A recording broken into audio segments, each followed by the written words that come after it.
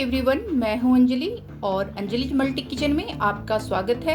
आज मैं आप लोगों के साथ शेयर कर रही हूं एक चटपटी सी रेसिपी। वो है परवल का भरवा या भरवा परवल की रेसिपी। दोनों एक ही तरह का है। यहाँ पर मैंने परवल लिया है, ये है हाफ केजी 500 ग्राम और ये इसे मैंने अच्छी तरह से धो लिया है। आप देख सकते हैं पानी भी अभी लगे हुए हैं, मैंने इसे पोंछा नहीं, तो पोंछना ज़रूरी नहीं है क्योंकि मुझे अभी इसे छीलना है।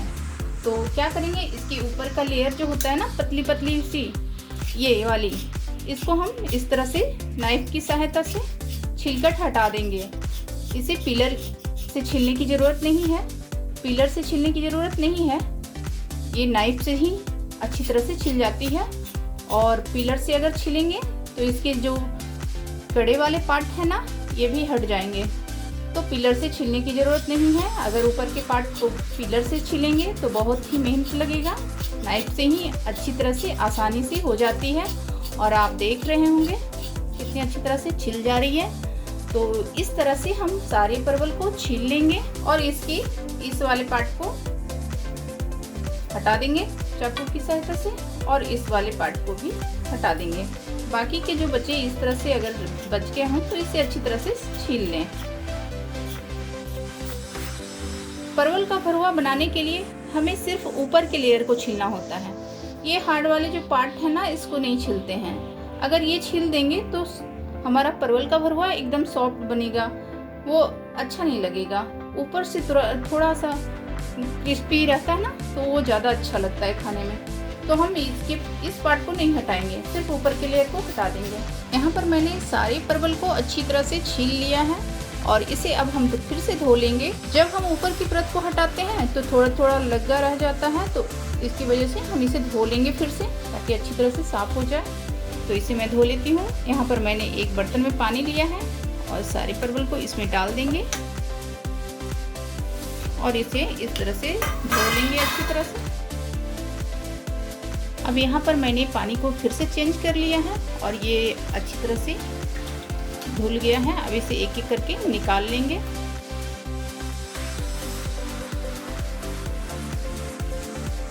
दो बार पानी में धोने से हमारा पानी बिल्कुल साफ रह गया है, क्योंकि एक बार मैंने धोया तो उसमें काफ़ी गंदा था, तो मैंने दोबारा फिर से धो लिया और ये हमारा परवल साफ हो गया है। अब इनको दूसरी थाली में पोंछ कर ट्रांसफ़र कर ली हूँ। मैंने सारे परवल को पोंछ लिया है और अब हम क्या करेंगे, परवल का भरवा बनाने के लिए इसमें क्या करेंगे, बीच में कट लगाएंगे इस तरह से। पूरा कट नहीं करना है, ऊपर की लेयर और नीचे की दोनों जुड़े हुए होने चाहिए। बस इस तरह से कट लगाएंगे और बीज को हम निकाल लेंगे। जो अंदर का पल्प होता है ना, उसको मैं निकाल लूँगी इस तरह से करते हुए। उंगली की सहायता से भी निकाल सकते हैं इस तरह से। पहले चाकू से निकाल दीजिए इस तरह से और फिर हम उंगली की सहायता से इस तरह से निकालेंगे।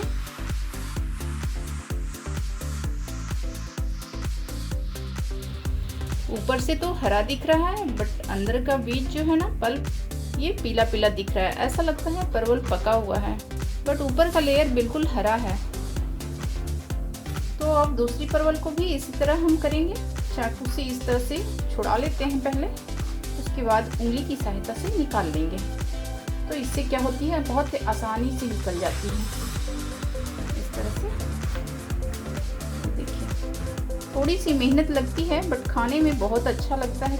बच्चे लोग परवल की सब्ज़ी नहीं खाते हैं, बट ये आप बनाइएगा तो बच्चे लोग भी खाएंगे। बच्चे लोग बीज की वजह से परवल की सब्ज़ी नहीं खाते हैं। इस तरह से आप बनाएंगे तो बच्चे भी खाएंगे। तो इसी तरह से मैं सारे परवल को कर दूंगी। मैं परवल की भरवा जो बना रही हूँ ना, मैं अपनी तरह से बना रही हूँ। मैं कैसे बनाती हूँ ये मैं दिखा रही हूँ। बाकी लोग कैसे बनाते हैं, कुछ डिफरेंट तरीके से सभी लोग बनाते हैं, तो मैं ये अपनी तरह से बना रही हूँ। आप बिना स्किप किए हुए देखिएगा। तो यहाँ पर मैंने सारे परवलों से बीज निकाल लिए हैं, यानी अंदर के पल्प को, अंदर के गूदे को मैंने निकाल लिया है और ये सारे गूदे निकल गए हैं। तो परवल का भरवा बनाने में सबसे मुश्किल पार्ट यही होता है। तो ये हो चुका है। अब नेक्स्ट प्रोसेस की ओर चलते हैं और अब मैं क्या करूँगी, एक जार लूँगी, ये मैंने छोटे साइज वाला जार लिया है, और इसमें सारे पल्प को डालेंगे और इसे ग्राइंड कर लेंगे।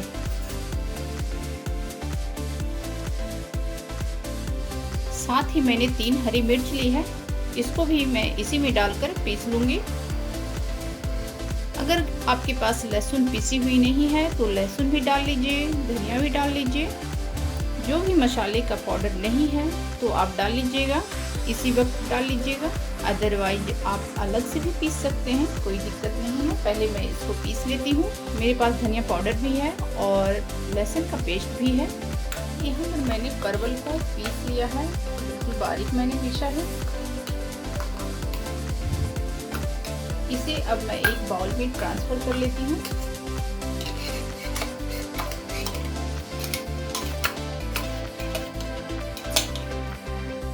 और अब मैं ले रही हूँ यहाँ पर प्याज और टमाटर। प्याज मैं ले रही हूँ 3, ये दो छोटे साइज के हैं और ये बड़े साइज के हैं। टमाटर दोनों मीडियम साइज के हैं। तो मैं इसे कट कर लेती हूँ मोटे मोटे।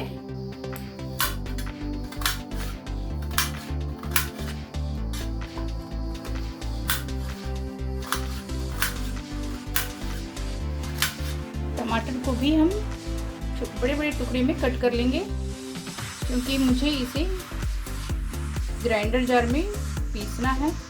अगर आपके पास चॉपर है ना, तो उसमें भी आप चॉप कर सकते हैं। ज़्यादा बारीक पीसने की ज़रूरत नहीं है, इसलिए हमें चॉपर में भी कर सकते हैं। अब इसे भी ग्राइंडर जार में प्यूरी बना लेंगे। और ये हमारी टमाटर की प्यूरी तैयार हो गई है। इसे भी एक बाउल में निकाल लेंगे।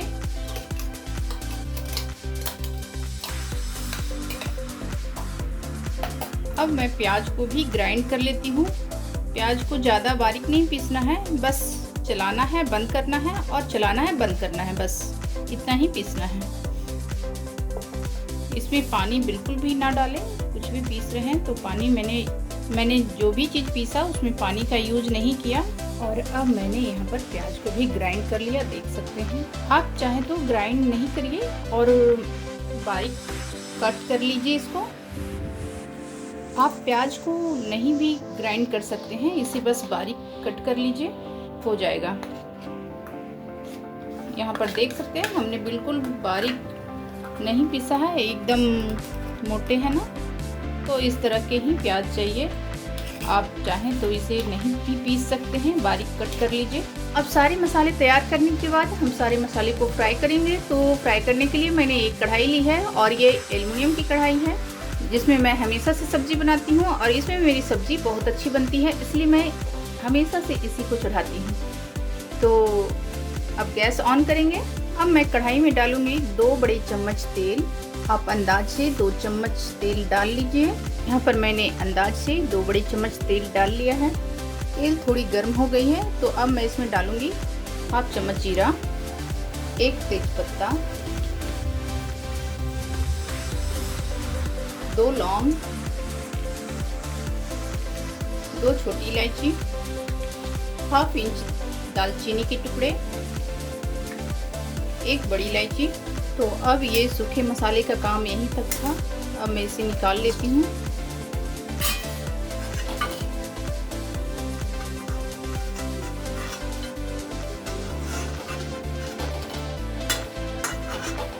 जितना इसमें टेस्ट आना था तेल में आ चुका है। अब मैं इसमें डाल रही हूँ आधा चम्मच हींग, और जैसे ही हम हींग डालेंगे फिर प्याज डालेंगे, ग्राइंड किया हुआ प्याज।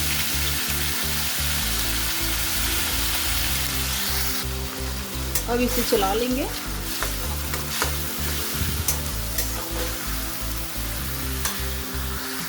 अब प्याज को हम कलर चेंज होने तक भूनेंगे।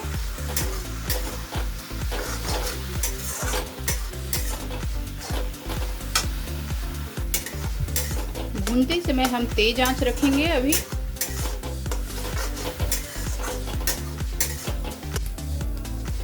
यहाँ पर मैंने लिया है थोड़ा सा काजू, और इसे भी मैं बारीक पीस लूँगी। आप चाहें तो काजू डालिए, नहीं तो स्किप भी कर सकते हैं, ज़रूरी नहीं है। यहाँ पर मैंने काजू को बारीक पीस लिया है। तो यहाँ पर प्याज का कलर चेंज हो चुका है। तो अब इस समय हम डाल देंगे टमाटर की प्यूरी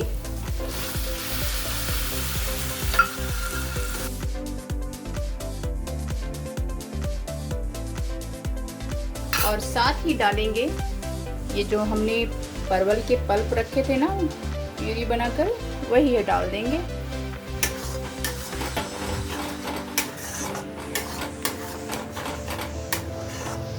अब इसे फिर से भूंजेंगे। जब आप मसाले को अच्छी तरह से भूंजेंगे तभी इसका टेस्ट निखर कर सामने आएगा, नहीं तो अगर कच्चा छोड़ेंगे तो बिल्कुल अच्छी टेस्टी नहीं बनेगी। इधर मैंने लिया है एक कटोरी, तो इसमें डालेंगे 1 चम्मच भर के लहसुन का पेस्ट। थोड़ा सा और डाल देती हूँ। अब मैं इसमें डालूँगी 1 चम्मच धनिया पाउडर, 1 चम्मच धनिया पाउडर, 1 चम्मच हल्दी पाउडर, थोड़ा कम ही ले रही हूँ, ज़्यादा हो जाएगा। 1 चम्मच नमक, 1 चम्मच जीरा पाउडर, हाफ चम्मच ब्लैक पेपर पाउडर। अब इसमें थोड़ा सा पानी डालकर घोल देंगे सारे मसाले को।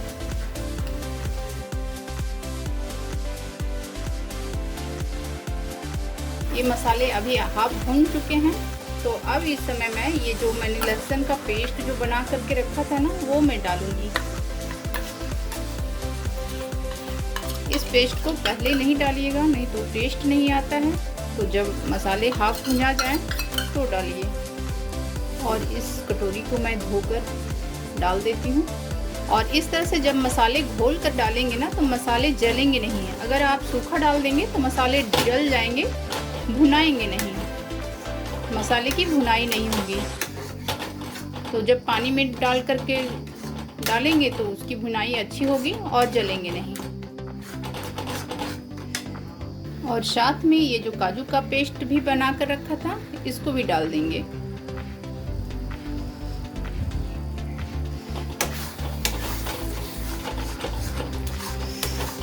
अब इन सभी को तब तक भूंजेंगे जब तक कि तेल छोड़ ना दे, तब तक इसकी भुनाई करेंगे।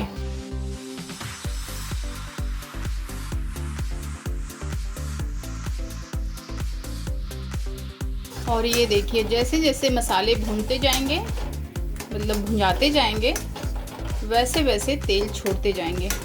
आपको लग रहा होगा कि तेल छोड़ रहा है। देखिए इस तरफ दिखाई दे रहा है, साइड साइड में। तो थोड़ी देर और भूनेंगे इसे।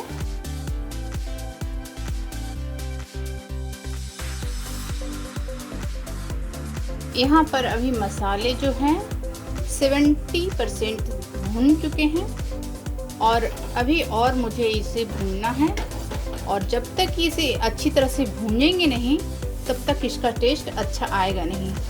तो मुझे और भी इसे 30% और भी भूनना है। और आपको दिख रहा होगा थोड़ा थोड़ा तेल इस तरफ दिख रहा है ना। जब अच्छी तरह से तेल छोड़ेगा, पूरे मसाला में आ जाएगा, तो समझ जाइएगा कि ये भून चुका है। और ये कलर जो है ना डार्क ब्राउन हो जाएगा। और अब देख सकते हैं मसाले बिल्कुल भून चुके हैं और ये पूरी तरह से तेल भी छोड़ दिया है। देख रहे हैं ना, ऊपर भी तेल का लेयर दिख रहा है और मसाले भी अलग अलग हो रहे हैं। तो आप समझ जाएं हमारा मसाला बिल्कुल भून चुका है। तो अब इस समय हम क्या करेंगे, गैस को ऑफ कर देंगे। गैस को मैंने ऑफ कर दिया है और मसाले को ठंडा होने के लिए छोड़ दे रहे हैं। गैस को मैंने ऑफ कर दिया है। अब मसाले ठंडा होंगे, उसके बाद मैं स्टफ करूंगी। मसाले ठंडा हो चुके हैं तो अब मैं स्टफ कर लूँगी। सारी परवल में एक एक करके स्टफ कर लूँगी। तो इस तरह से हम चम्मच में लेंगे मसाले को और इस तरह से डालकर इस तरह से भरेंगे। इस तरह से सारे परवल में भर देंगे।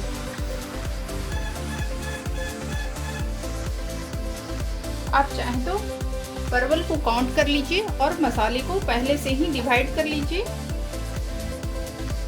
तो भरना आसान होगा। फटाफट से क्या करेंगे, हाथों से ही इस तरह से लेंगे और डालते जाएंगे।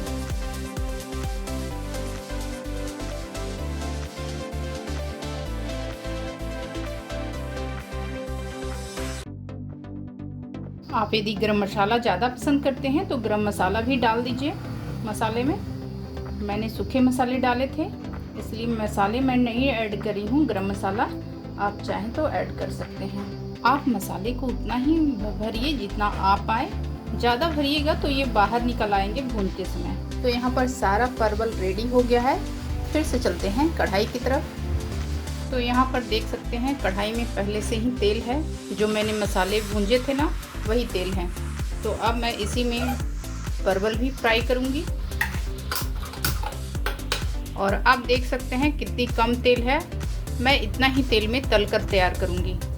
अगर मैं ज़्यादा डालूँगी तो फिर से तेल बच जाएंगे और वो तेल बेकार हो जाएगा।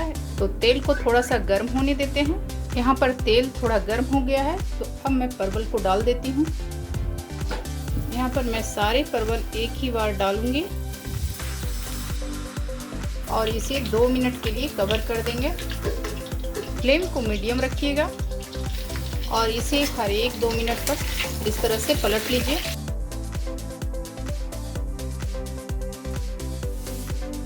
फिर से हम कवर कर देंगे।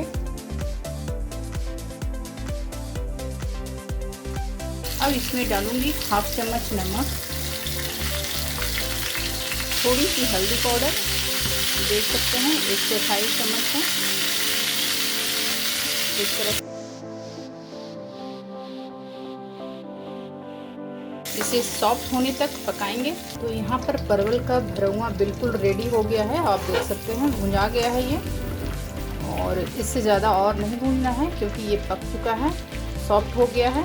परवल को भूनते समय आप मीडियम आंच पे रखिएगा। तो अब मैं इस समय गैस को बंद करती हूँ और इसे ढककर छोड़ देंगे ठंडा होने तक। फिर मैं सर्व करके दिखाऊंगी।